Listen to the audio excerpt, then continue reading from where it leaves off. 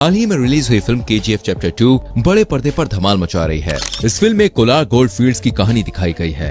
कर्नाटक में स्थित इस खनन क्षेत्र से 900 टन से ज्यादा सोना निकाला जा चुका है। एक समय पर यहाँ की खदानों से देश की जरूरत का 95% सोना निकाला जा रहा था, लेकिन इस फिल्म में जो कहानी दिखाई गई है वो बिल्कुल सच है। देखिए, फिल्म मेकर्स का ऐसा कहना है कि KGF एक फिक्शनल फिल्म है जिसे सिर्फ मनोरंजन की दृष्टि से बनाया गया है। हालांकि इस फिल्म की पूरी कहानी फिक्शनल नहीं है और कई असली पहलुओं को फिल्म में दर्शाया गया है। लेकिन लोगों के मन में सबसे बड़ा सवाल ये आ रहा है, क्या वाकई में भारत में ऐसी कोई खदान मौजूद थी? अगर थी तो क्या वहाँ पर अब भी खुदाई होती है? और आखिर कैसे सोने के इतने बड़े प्राकृतिक संसाधन की खोज की गई? इतना सोना मिलने के बाद भी भारत आज सोने को इम्पोर्ट क्यों कर रहा है? इन सभी सवालों के जवाब हम आपको आज की वीडियो में बताने वाले हैं। चलिए अब देरी न करते हुए आपको बताते हैं KGF की असली कहानी के बारे में, जिस बारे में फिल्म में नहीं दिखाया गया है। कोलार गोल्ड फील्ड्स कर्नाटक में कोलार नाम के जिले में स्थित है, जो कर्नाटक की राजधानी बेंगलोर से लगभग 100 किलोमीटर की दूरी पर स्थित है। इस जगह के नाम पर KGF फिल्म का नाम रखा गया। ये जगह अपनी सोने की खदानों के लिए पूरे विश्व भर में प्रसिद्ध है। इसमें कोई हैरानी वाली बात नहीं है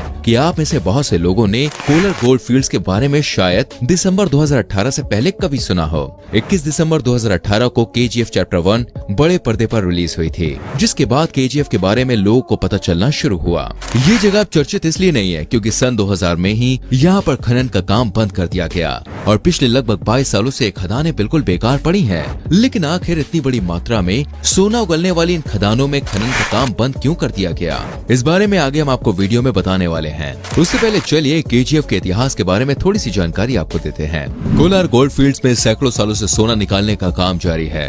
वैसे तो असली खुदाई का काम यहाँ पे ब्रिटिश सरकार की राज में शुरू हुआ था, लेकिन सोने की खोज उससे भी सैकड़ों साल पहले की जा चुकी थी। सन 900 से 1000 ईस्वी तक चोलास ने यहाँ पर सोने की खुदाई करवाई। इसके बाद सोने के भंडारों के बारे में किंगडम ऑफ मैसूर के दौरान लोगों को पता चला। किंगडम ऑफ मैसूर के बाद मराठाओं और हैदर अली जैसे कई शासकों ने यहाँ पर खनन का काम कराया। यानी ये जगह पूरे दक्षिण भारत के लिए बेहद ही खास थी, क्योंकि सोने को उस समय तक दुनिया की सबसे कीमती धातु माना जाता था और पूरी दुनिया में इसकी जबरदस्त डिमांड थी। भारत के परिधान में सोने को हमेशा ही विशेष स्थान दिया गया है। किंगडम ऑफ मैसूर के दौरान यहाँ खनन का काम तो हुआ, लेकिन उस समय भारत में टेक्नोलॉजी और आधुनिक सुविधाओं का अभाव था, जिससे बहुत ज्यादा मात्रा में यहाँ से सोना नहीं निकल पाया। सन 1871 में ब्रिटिश के रिटायर्ड ऑफिसर माइकल लोवेल एक बार पुराने अखबार और जर्नल पढ़ रहे थे। तभी उन्होंने किंगडम ऑफ मैसूर के बारे में पढ़ा। वो जर्नल 19वीं शताब्दी की शुरुआत के थे। माइकल को लगा कि हो सकता है कि यहाँ पर आज भी बड़ी मात्रा में सोना उपलब्ध हो, और उनके दिमाग में खनन का विचार आया। इसके बाद माइकल ने अच्छे इंजीनियर्स और एक्सपर्ट्स की मदद लेकर कोलार की जगहों का सर्वे कराया और साथ ही जांच भी कराई, जिसमें यहाँ बड़ी मात्रा में सोने के भंडार होने के बारे में पता चला। माइकल एक रिटायर्ड ऑफिसर थे और उनके पास इतना पैसा नहीं था कि वो अकेले ही यहाँ पर खनन का काम शुरू करा सके। इसके लिए उन्होंने मैसूर के राजा और सरकार से दरख्वास्त लगाई और माइकल की अर्जी के बाद उन्हें यहाँ खुदाई करने की इजाजत मिल गई। सन 1873 से लेकर 1875 तक लगभग 2 साल का समय मजदूरों की खोज करने में निकल गया। अब माइकल ने इन्वेस्टर्स की तलाश शुरू की और इसके बाद जॉन टेलर एंड सन्स नाम की ब्रिटिश माइनिंग कंपनी को यहाँ पर खनन का ठेका दिया गया।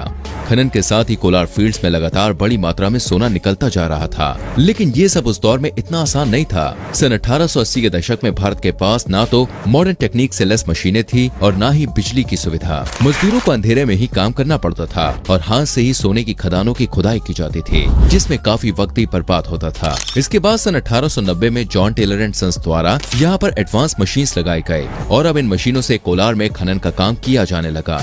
मशीनों के लगते ही खनन का काम तेजी से होने लगा और अगले 10 से 15 सालों में ही यहाँ पर इतनी बड़ी मात्रा में सोना मिला कि पूरे भारत की जरूरत का 95% सोना यहीं से निकाला जा रहा था। लेकिन अब भी मजदूरों को यहाँ कई समस्याओं का सामना करना पड़ रहा था। पूरे इलाके में बिजली का अभाव था। भारत में कावेरी नदी के पास हाइड्रो इलेक्ट्रिक पावर प्लांट की स्थापना की गई, जो आज भी चालू है। इस प्लांट के जरिए कोलार फील्ड्स तक बिजली की सप्लाई होने लगी और खनन का काम 24 घंटे होने लगा। साथ ही कोलार फील्ड्स में पानी की जरूरत को पूरा करने के लिए पास में ही एक आर्टिफिशियल झील का निर्माण किया गया। ये झील आज भी कोलार जिले में मौजूद है, जो यहाँ आने वाले पर्यटकों के बीच आकर्षण का प्रमुख केंद्र है। अब धीरे धीरे ब्रिटिश ऑफिसर्स अमीर होने लगे, जो यहाँ पर खनन का काम देख रहे थे। पैसा आने के बाद कोलार जिले में विकास को रफ्तार मिलने लगी। ब्रिटिश ऑफिसर्स ने कोलार को अपनी मर्जी के मुताबिक बनाना शुरू किया। इस जगह पर पक्के मकान बनाए गए, हॉस्पिटल्स खोले गए, गोल्फ कोर्स, क्लब हाउस जैसी तमाम चीजें कोलार में खोली गए। लेकिन ये सारी सुविधाएं सिर्फ ब्रिटिश ऑफिसर्स के लिए थे। कोलार फील्ड्स में काम करने के लिए मजदूरों की हालत ठीक वैसी ही थी जैसे कि फिल्म में दिखाई गई है। मजदूरों से दिन में 14 से 16 घंटे काम करवाया जाता। बाद में उन्हें ना तो ठीक से खाना दिया जाता और न ही पानी। रहने के लिए थोड़ी सी जगह में ही दर्जनों मजदूरों को रखा जाता था। इन सब के विरोध में अगर किसी मजदूर ने आवाज उठाई तो उसको जान से मार दिया जाता था। जॉन टेलर एंड सन्स ने सन 1880 में यहाँ पर खनन का काम शुरू किया और लगभग 76 सालों तक इसी कंपनी द्वारा यहाँ पर खनन का काम जारी रहा।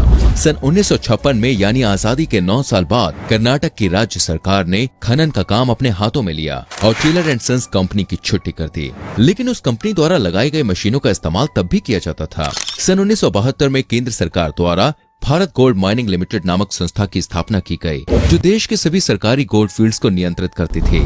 सन 1990 तक कोलार फील्ड्स में उन्हीं मशीनों का इस्तेमाल होता रहा जो 1890 में लगाई गई थी। लेकिन अब 1990 के बाद कोलार फील्ड्स की हालत खस्ता होने लगी। जिस जगह पर हाथ डालने से ही सोना मिल जाया करता था, उस जगह पर से सोना निकालने के लिए 3 किलोमीटर गहरी खुदाई की जा चुकी थी, क्योंकि धीरे धीरे ऊपर की जगहों पर सोना मिलना बंद हो गया और सोने के ज्यादा लालच में खदानों को गहरा किया जाने लगा। इतनी गहराई में मजदूरों के लिए काम करना अपनी जान से खेलने के बराबर था। न जाने कितने मजदूरों की मौत गर्मी और उमस के कारण हो जाती थी, क्योंकि धरती से 3 किलोमीटर नीचे काम करना बिल्कुल भी आसान नहीं है।